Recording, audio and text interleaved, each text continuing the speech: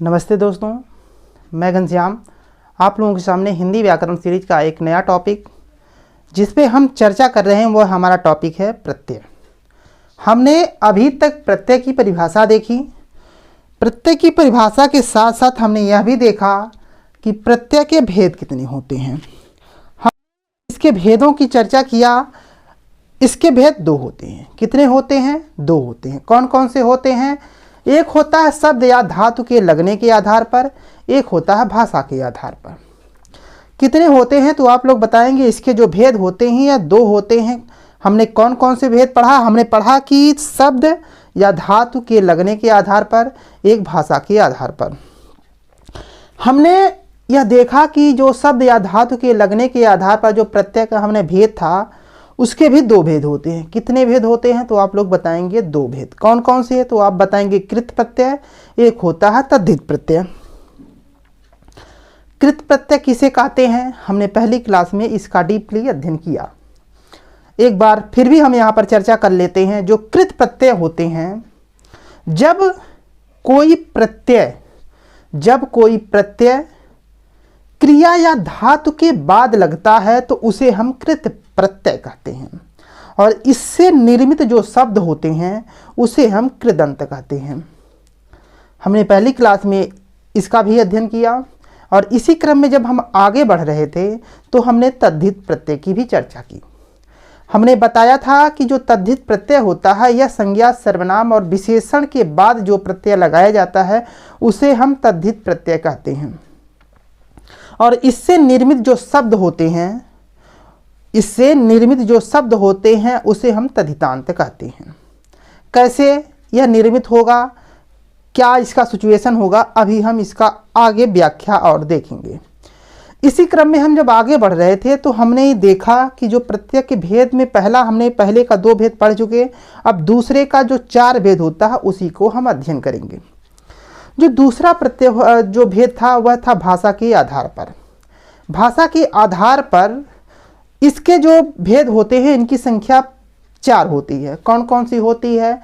तत्सम के प्रत्यय होते हैं, तद्भव के प्रत्यय होते हैं, देशज प्रत्यय होते हैं और विदेशज प्रत्यय होते हैं। आज हम यहाँ पर संस्कृत के जो तत्सम के प्रत्यय हैं उस पर हम चर्चा करेंगे। जो तत्सम के प्रत्यय की बात अगर हम बात करें तो जो शब्द यह ऐसे प्रत्यय होते हैं जो तत्सम या धातु के बाद में लगते हैं, और लगने के बाद एक शब्दों को एक नए माध्यम से शब्दों का परिवर्तन कर देते हैं। अगर हम हेडिंग की बात करें, जो हमारा हेडिंग है आप लोग नोट कर लीजिए, तत्सम प्रत्यय। चलिए, अगर हम इसकी बात करें कि तत्सम प्रत्यय कहाँ पर लगाया जाता है। जो तत्सम प्रत्यय होता है यह तत्सम शब्दों या धातुओं के बाद में लगाया जाता है। कहाँ पर लगाया जाता है? तत्सम शब्दों या धातुओं के बाद में लगाया जाता है, और लगाने से शब्दों में एक प्रकार का विकार होता है, एक परिवर्तन होता है, और जो लगाया जाता है प्रत्यय उसी को हम तत्सम प्रत्यय कहते हैं। परिभाषा हम नोट कर लेते हैं, और इसी क्रम में जब हम आगे बढ़ेंगे तो और ये यहाँ पर हम देखेंगे कि हमारा एक पंथ दो कार्य यहाँ पर होगा। हम इसका अध्ययन करेंगे, साथ में हम यह भी देखेंगे कि शब्द समास कैसा होगा, शब्द कैसा होगा, और शुद्ध अशुद्ध का भी हमें यहाँ ज्ञान होगा। अनेक प्रकार के जो छोटे छोटे प्रश्न रहेंगे यहाँ पर बनेंगे। इसीलिए आप लोगों से निवेदन है कि आप लोग इस टॉपिक को बेहतरीन तरीके से समझने का प्रयास करिएगा। हम परिभाषा की बात कर रहे हैं तो आप लोग परिभाषा भी नोट कर लीजिए साथ में। चलिए लिखिए हेडिंग परिभाषा।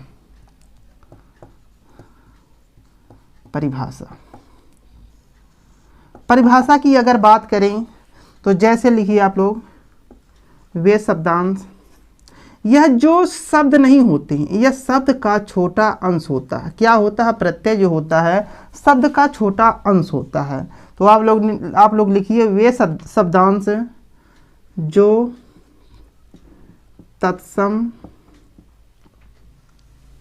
शब्दों अथवा धातुओं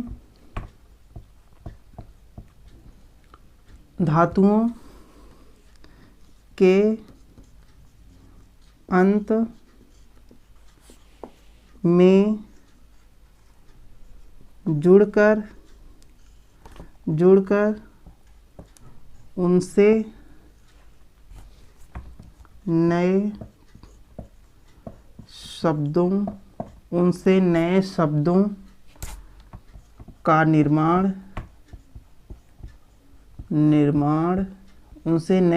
का निर्माण करते हैं। इन्हें क्या कहते हैं? इन्हें तत्सम प्रत्यय कहते हैं। आप लोग इस परिभाषा को नोट कर लीजिए, क्योंकि ये परिभाषा बहुत मायने रखेगी आप लोगों को।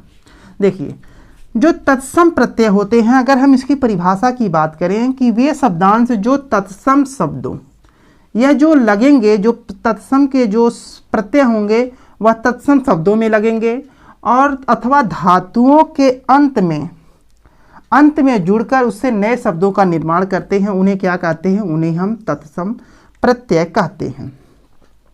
अगर हम इसकी तत्सम प्रत्यय की संख्या की बात करें, अगर हम तत्सम प्रत्यय की संख्या की बात करें तो इनकी संख्या 100-200 से ऊपर होती है। लेकिन हमें एग्जाम की दृष्टि से जो देखना होगा, लगभग हम 5-7 यहाँ पर अध्ययन करेंगे। अगर हम बात करें कि कौन कौन से ऐसे प्रत्यय हैं जो हमारे परीक्षा पैटर्न में आ सकते हैं, उसका हम अध्ययन करेंगे, तो हमारा जो पहला आने वाला रहेगा वह होगा इक प्रत्यय। कौन सा प्रत्यय रहेगा? वह होगा इक प्रत्यय। चलिए आप लोग नोट करिए, पहला प्रत्यय, संस्कृत का जो पहला प्रत्यय होगा उसको आप लोग नोट करिए। पहला कौन सा प्रत्यय होगा? पहला आप बताएंगे इक प्रत्यय। देखिए, अगर इक प्रत्यय का जो इक होता है, अगर इसका अर्थ क्या होगा तो आप बताएंगे से संबंधित। क्या होता है तो आप बताएंगे संबंधित। आप लोग नोट करिए, से संबंधित। ठीक है दोस्तों। अब देखिए, इसका इक का अगर अर्थ की बात करें तो इसका जो अर्थ होता है से संबंधित होता है। यह जो इक प्रत्यय है, यह जो संज्ञा, सर्वनाम और विशेषण के बाद लगाया जाता है, इसीलिए यह प्रत्यय कौन सा, क्या प्रत्यय होगा तो आप बताएंगे तद्धित प्रत्यय होगा। कैसा प्रत्यय होगा तो आप बताएंगे तद्धित प्रत्यय। अब देखिए, जब तद्धित इक प्रत्यय लगा के जो शब्द निर्माण होता है और वह जो प्रत्यय होगा, वह शब्द होगा, वह कैसा होगा तो आप बताएंगे तद्धितांत होगा। क्या होगा? तद्धितांत। चलिए देखिए आगे। देखिए, जो इक प्रत्यय से जो शब्द बन के तैयार होता है उसमें वह विशेषण होगा। कैसा शब्द होगा? आप देखेंगे कि वह विशेषण शब्द होगा। अभी हम देखेंगे, सबका अध्ययन करेंगे। चलिए देखिए, और जो इक प्रत्यय से बन के तैयार जो शब्द होते हैं वह तत्सम के शब्द होते हैं। कैसा शब्द होगा तो आप बताएंगे वह जो तत्सम के शब्द होते हैं। और समास इसमें कौन सा होगा तो आप बताएंगे इसमें जो समास होगा वह कर्मधारय समास होगा। मतलब कहने का तात्पर्य है कि आप प्रत्यय पढ़ रहे हैं, लेकिन आप यहाँ पर कैसे शब्द आएंगे? तद्धित है कि तद्धितांत है, विशेषण वाला शब्द, कैसे, मतलब एक साथ हम इतने शब्दों का यहाँ पर अध्ययन करेंगे। कैसे अध्ययन करेंगे, कैसे ये सब हमें एग्जाम में समझ में आएंगे, तो एक बारीकी से पहले समझने का प्रयास करिए।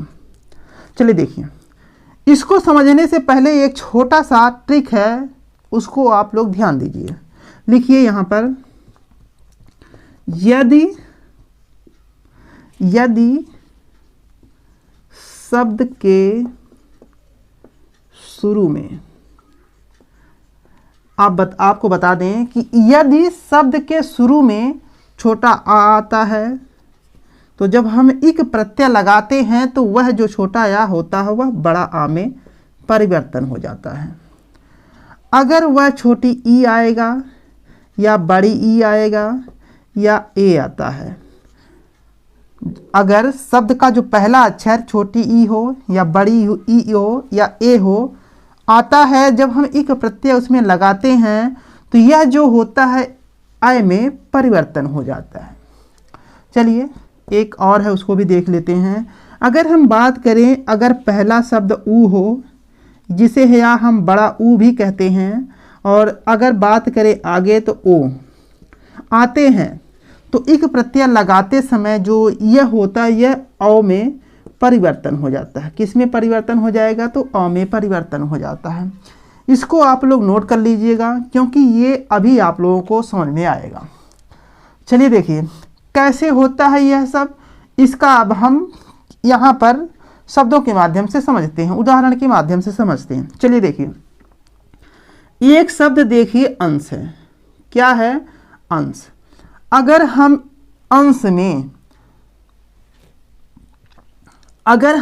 अंश में इक प्रत्यय लगा देते हैं, कैसा, कौन सा प्रत्यय? तो आप बताएंगे इक प्रत्यय। जो हमारा शब्द बन के तैयार होता है, तो कैसे शब्द तैयार होगा? तो अभी हमने बताया था कि अगर पहला शब्द आ है वह बड़ा आ में परिवर्तन हो जाता है, तो जो हमारा शब्द बन के तैयार होगा वह होगा आंशिक। क्या होगा? तो आप बताएंगे आंशिक। ठीक है। अब ऐसे प्रश्न भी पूछ सकता है कि क्या नाम है, आंशिक में कौन सा प्रत्यय है? आप बताएंगे आंशिक में इक प्रत्यय है। और देखिए आगे, अगर हम बात करें कोई शब्द, देखिए अंग है। कौन सा शब्द है? अंग है। अगर हम इसमें इक प्रत्यय लगा देते हैं, जो हमारा शब्द निर्माण होगा वह होगा आंगिक। ठीक है दोस्तों, आप लोग समझ, आप लोगों को बेहद ही अच्छे तरीके से समझ आ रहा होगा। चलिए देखिए आगे चलते हैं। देखिए एक शब्द यहाँ पर धर्म है, चलिए देखिए एक शब्द यहाँ पर अर्थ है। क्या है? अर्थ है। अगर हम इसमें इक प्रत्यय लगा देते हैं, कौन सा प्रत्यय? इक प्रत्यय। देखिए ये आ है, तो हमने बताया था कि जब पहले शब्द आ आता है तो उसमें इक जैसे ही प्रत्यय लगाते हैं, जो शब्द निर्माण होगा तो ये जो आ होता है वह बड़े आ में परिवर्तन हो जाता है। जो हमारा शब्द बनेगा वह होगा, वह कौन सा, कैसा शब्द होगा? तो आप बताएंगे वह जो आर्थिक होगा।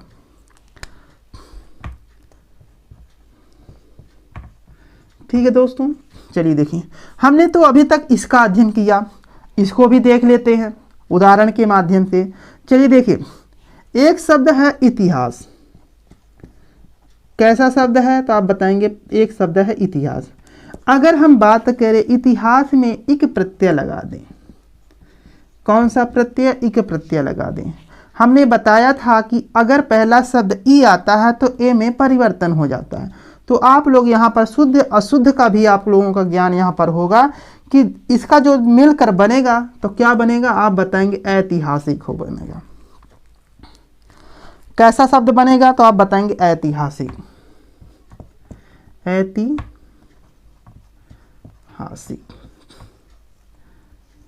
कहीं कहीं पर देखिए, यह शुद्ध अशुद्ध में पूछा जाने वाला प्रश्न है।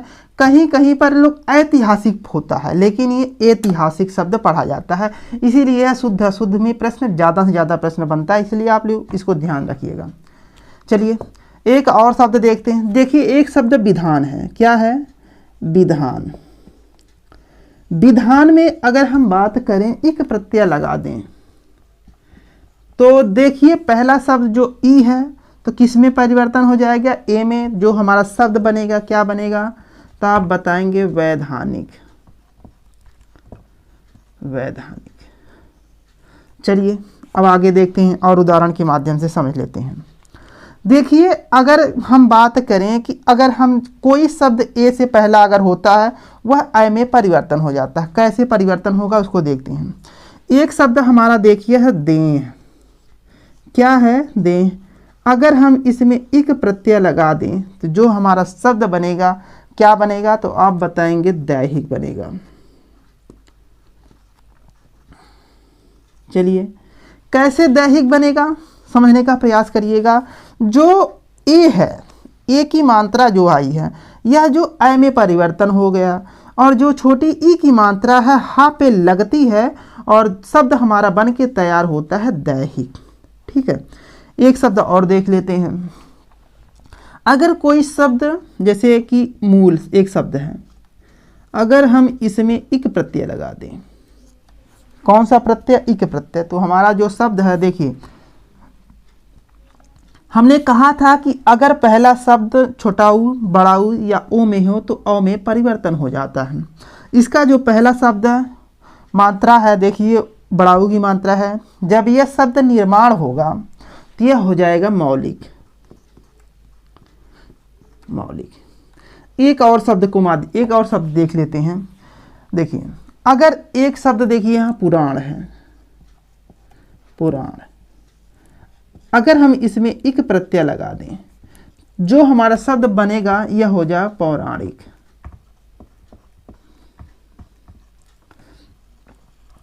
देखिए आप लोग इसका ये जो है ये शब्द, इसको ट्रिक जरूर ध्यान रखिएगा कैसे परिवर्तन होता है।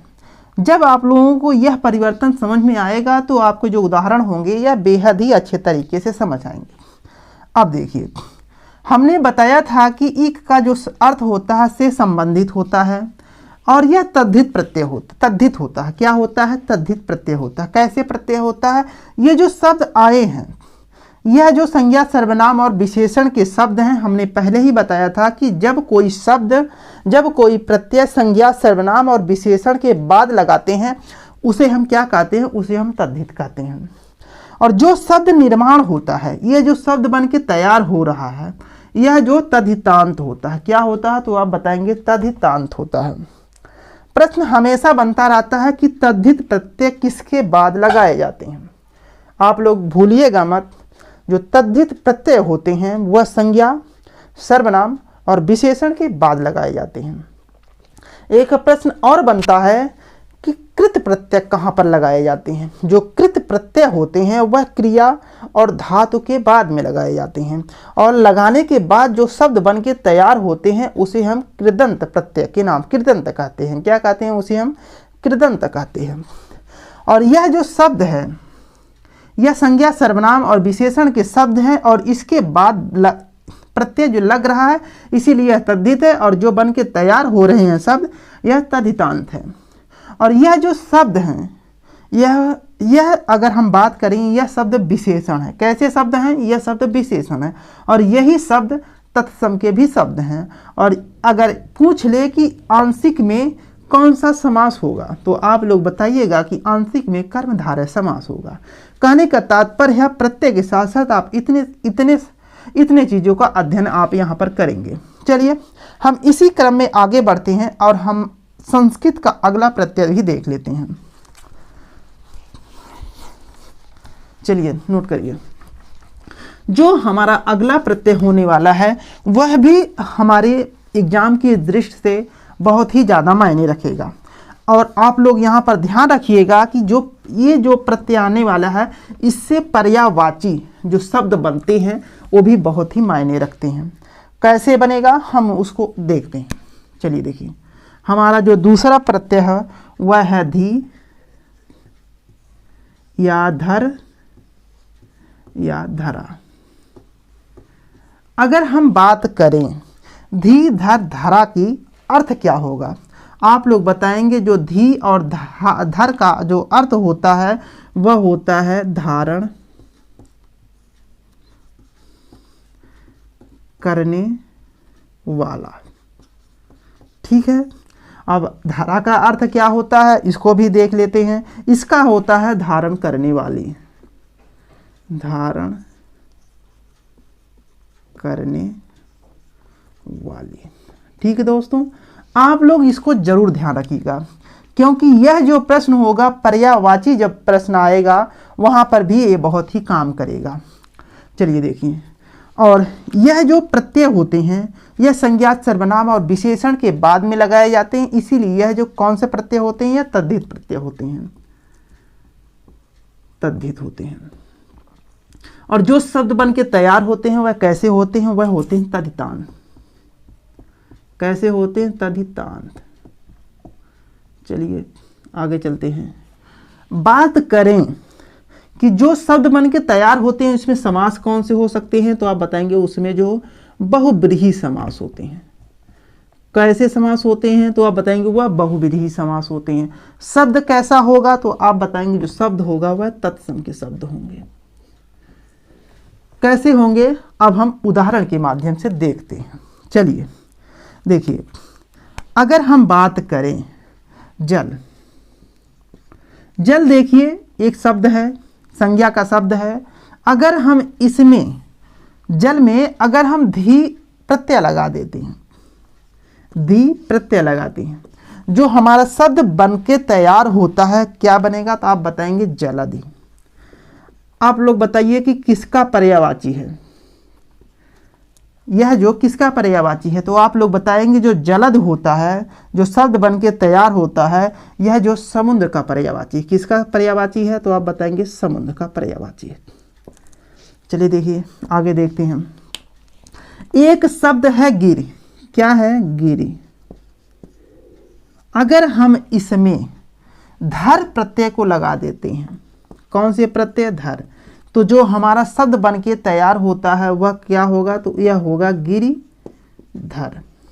अब बताइए पर्वत को धारण करने वाले कौन है, आप लोग बताएंगे गिरधर हम कृष्ण को कहते हैं। किसको कहते हैं, कृष्ण को, कृष्ण। देखिए अब आगे बढ़िए। एक शब्द देखिए हल है, हल में अगर हम धर प्रत्यय को लगा देते हैं, कौन से प्रत्यय, धर, तो जो हमारा शब्द बन के तैयार होता है वह होता है हल धर। आप बताइए हलधर किसे कहा जाता है, आप बताएंगे हलधर, हलधर जो है कृष्ण के भाई बलराम है उन्हें कहा जाता है, यानी कि बलराम। चलिए एक और आगे बढ़ते हैं। अगर हम बात करें एक शब्द देखिए बंसी है, यह जो शब्द संज्ञा सर्वनाम और विशेषण के हैं, यह बंसी में अगर हम धर प्रत्यय को लगा देते हैं, जो हमारा शब्द बन के तैयार होता है वह होगा बंसीधर। आप लोग बताइए बंसीधर किसे कहा जाता है, किसका पर्यायवाची है, तो आप बताएंगे बंसीधर जो है कृष्ण को कहा जाता है। आप लोग इसको नोट करिए और समझने का प्रयास करिएगा। और उदाहरण भी देख लेते हैं। देखिए एक शब्द है चंद्र, अगर हम इसमें धर प्रत्यय को लगा देते हैं, जो हमारा शब्द बन के तैयार होगा चंद्रधर होगा। चंद्रधर किसे कहा जाता है, तो आप बताएंगे चंद्रधर जो है हम शिव को कहते हैं। किसको कहते हैं, तो शिव को कहते हैं। चलिए आगे बढ़ते हैं। एक शब्द देखिए गंगा है, प्लस अगर हम धर प्रत्यय को लगा देते हैं, जो हमारा शब्द बन के तैयार होगा वह कैसा होगा, तो वह होगा गंगाधर। आप बताइए गंगाधर किसे कहा जाता है, तो आप बताएंगे गंगाधर शिव को कहा जाता है, क्योंकि गंगा को धारण करने वाले हैं कौन, शिव। एक शब्द देखिए धारा को भी देख लेते हैं। चलिए देखिए, देखिए एक शब्द हमारा है वसुम, अगर हम धारा प्रत्यय को लगा देते हैं तो हमारा जो शब्द बन के तैयार होगा वह हो जाएगा वसुंधरा। आप बताइए वसुंधरा किसे कहा जाता है, तो आप बताएंगे वसुंधरा जो होता है धरती को कहा जाता है, पृथ्वी को कहा जाता है।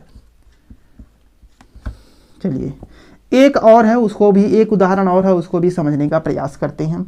जैसे देखिए ये प्रश्न हमेशा प्रश्न पूछता है, जैसे एक शब्द है यश, अगर हम इसमें धरा शब्द लगा दें, जो हमारा शब्द बनके तैयार होगा यह होगा यशोधरा, यशोधरा। अब बताइए यशोधरा किसे कहते हैं, तो आप बताएंगे गौतम बुद्ध की जो पत्नी है, गौतम बुद्ध की पत्नी, गौतम बुद्ध की जो पत्नी है उनको क्या, उन्हीं का नाम था यशोधरा। क्या नाम था? उन्हीं का नाम था यशोधरा। अब देखिए, यह जो शब्द हैं संज्ञा, सर्वनाम और विशेषण में लगते हैं, इसीलिए यह जो क्या नाम प्रत्यय हैं जो इसमें लग के तैयार हो रहे हैं यह तद्धित हैं।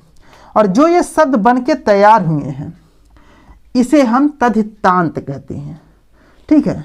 अब देखिए, यह जो शब्द हैं इसमें बहुव्रीहि समास हो रहा है, क्योंकि जैसे ही हम जलधि कहते हैं वह तीसरे का बोध करवाता है, समुद्र का बोध करवाता है, इसीलिए इन सब में बहुव्रीहि समास हैं। अब हम आपको बता दें कि जो ये शब्द बन के तैयार हो रहे हैं यह तत्सम के शब्द हैं। आप लोग इसको नोट करिए।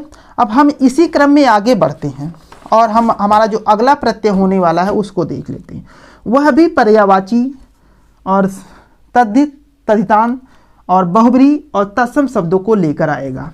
तो हमारा जो अगला प्रत्यय होने वाला है उसको भी हम देख लेते हैं। चलिए देखिए, जो हमारा अगला प्रत्यय है वह दा और या दा है। कौन सा है? अब लोग नोट करिए, तीसरा प्रत्यय दा या दा। ठीक है। अगर हम बात करें कि यह जो प्रत्यय है इसका अर्थ क्या होगा, आपको बता दें कि दा का जो अर्थ होता है यह होता है देने वाला। क्या होता है? देने वाला। अगर हम बात करें दा का क्या अर्थ हो सकता है तो आप बताएंगे देने वाली, देने वाली। देखिएगा, और देखिए यह कैसा प्रत्यय है तो आप बताएंगे यह तद्धित प्रत्यय है। कैसा प्रत्यय है? आप बताएंगे तद्धित, क्योंकि यह संज्ञा, सर्वनाम और विशेषण में लगता है। और देखिए, जो शब्द बन के तैयार होगा कैसा होगा तो आप बताएंगे यह जो तद्धितांत होगा, तद्धितांत होगा। ठीक है दोस्तों, आगे देखिए। अब देखिए, अगर हम बात करें कि जो शब्द बन के तैयार होंगे उसमें समास कौन सा होगा तो आप बताएंगे उसमें बहुव्रीहि समास होगा। कौन सा समास होगा? बहुव्रीहि समास होगा। अब देखिए, अगर हम बात करें शब्द कैसा होगा, वह जो तत्सम होगा। चलिए अब उदाहरण के माध्यम से हम देख लेते हैं। इन सब को हम उदाहरण के माध्यम से देखते हैं। देखिए, एक शब्द है जल। ठीक है। जल में अगर हम दा प्रत्यय को लगा देते हैं, कौन से प्रत्यय को? तो आप बताएंगे दा। जो हमारा शब्द बन के तैयार होगा वह हो जाएगा जलद। आप बताइए कि जलद हम किसे कहते हैं? आप बताएंगे जो जलद होता है उसे बादल को कहते हैं। किसे कहते हैं? बादल को कहते हैं। चलिए देखिए आगे।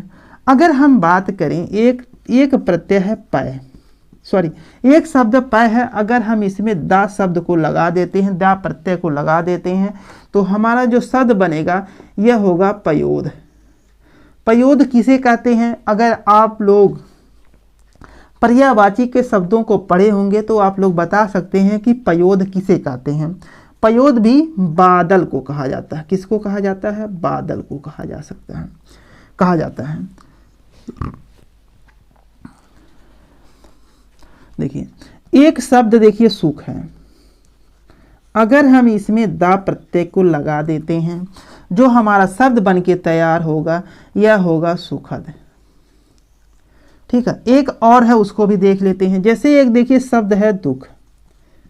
अगर हम इसमें दा प्रत्यय को लगा देते हैं तो हमारा जो शब्द बन के शब्द तैयार होगा यह होगा दुखद। हमने तो अभी तो दा प्रत्यय को देखा है, द प्रत्यय को देखा। अब हम दा प्रत्यय को देख लेते हैं। चलिए यहीं बगल में देखिए, एक शब्द है सुख। अगर हम इसमें दा प्रत्यय को लगा देते हैं तो जो हमारा शब्द बनेगा कौन सा बनेगा? यह होगा सुखदा। और भी देख लेते हैं। जैसे देखिए एक शब्द है दुख। इसमें अगर हम दा प्रत्यय को लगा देते हैं तो हमारा शब्द क्या बनेगा? तो आप बताएंगे दुखदा। चलिए एक और देख लेते हैं उदाहरण। देखिए एक शब्द है यश। अगर हम इसमें दा प्रत्यय को लगा देते हैं तो शब्द क्या बनेगा? तो आप बताएंगे यशोदा। ठीक है। यशोदा, आप बताइए यशोदा किसे कहा जाता है? तो आप बताएंगे यशोदा जो है कृष्ण की माता, कृष्ण की माता, कृष्ण की माता का नाम यशोदा था, इसीलिए यशोदा, देखिए उनको यशोदा कहते हैं। देखिए यह जो शब्द हैं संज्ञा सर्वनाम और विशेषण के शब्दों में आके लगे हैं प्रत्यय, इसीलिए तद्धित होते हैं। और यह जो शब्द बन के तैयार हुए या तद्धितांत है, और इन सब में बहुब्रीहि समास है क्योंकि तीसरे का बोध करवा रहे हैं। और यह हम बात करें कि यह शब्द कैसे हैं, तो यह जो शब्द बन के तैयार हुए हैं यह तत्सम के शब्द हैं। आप लोग इसको नोट करिए। हम इसी क्रम में अगला प्रत्यय देखते हैं क्योंकि वो भी एग्जाम की दृष्टि से बेहद ही ज़्यादा जरूरी है, और वह भी तद्धित, तद्धितांत, बहुब्रीहि और तत्सम जैसे शब्दों का निर्माण करेंगे। कौन सा होगा हम उसको देख लेते हैं। आप लोग इसको नोट करिए। हमारा अगला जो प्रत्यय होने वाला है उसको भी देखते हैं, तो नोट करिए अगला जो प्रत्यय है यह जा, यह जा है। ठीक है। अगर हम बात करें कि यह भी संज्ञा सर्वनाम और विशेषण जैसे शब्दों में लगते हैं, इसीलिए यह तद्धित होंगे। यह जो प्रत्यय होते हैं, जो प्रत्यय से निर्मित शब्द होंगे वह तद्धितांत होंगे। इसमें भी बहुब्रीहि समास होगा, और यह भी शब्दों कैसे निर्माण करेंगे, यह भी तत्सम जैसे शब्दों का निर्माण करेंगे। लेकिन आप लोगों को ध्यान रहे होगा कि हम सभी का अर्थ लिख रहे थे, तो इसका भी अर्थ होगा, हाँ होगा। कौन से होगा अभी इसको भी देख लेते हैं। अगर हम बात करें जा का, तो यह होता है जन्म, इसका जो अर्थ होता है लेने वाला यानी पुत्र। यह यानी कि इसका जो अर्थ होता है जन्म लेने वाला, यानी क्या होता है पुत्र। ये इसका क्या होता है जन्म लेने वाली यानी पुत्री। अब देखिए उदाहरण के माध्यम से हम इसको समझने का प्रयास करते हैं। चलिए देखिए, एक शब्द है अग्र। कौन सा शब्द है? अग्र। अगर हम इसमें जा शब्द को लगा देते हैं, जा प्रत्यय को लगा देते हैं, जो हमारा शब्द बन के तैयार होगा यह होगा अग्रज। कौन सा शब्द बनेगा? तो आप बताएंगे अग्रज। अब आप लोग बताइए अग्रज किसे कहते हैं? तो आप लोग आप लोगों को जानकारी होगी। अग्रज हम बड़े या बड़ा भाई को कहते हैं। किसको कहते हैं? या बड़ा भाई। ठीक है। अब देखिए आगे, एक शब्द है अनु।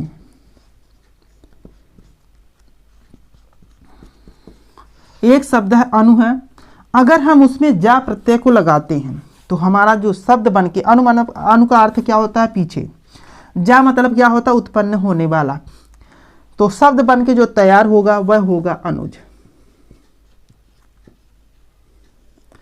और इसका या तीसरे का बोध करवा रहा है, तो इसका क्या होगा? यह होगा छोटा भाई का, छोटा भाई। चलिए और भी उदाहरण देख लेते हैं। देखिए एक शब्द है सर। अगर हम इसमें जा प्रत्यय को लगा देते हैं तो जो हमारा शब्द बन के तैयार होगा यह होगा सरोज। देखिए अगर हम बात करें जो सरोज का अर्थ क्या हो, तो आप बताएंगे कमल। चलिए देखिए एक और उदाहरण की बात कर लेते हैं।